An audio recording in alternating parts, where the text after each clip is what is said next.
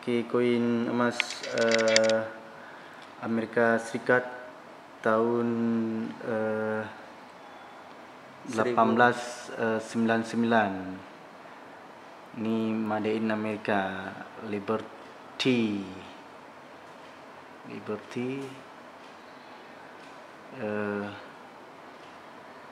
Amerika, United States Amerika. Gambar Amerika. Ditemukan di hutan Aceh pada saat agresi militer Belanda pertama ke Aceh itu. Tepatnya di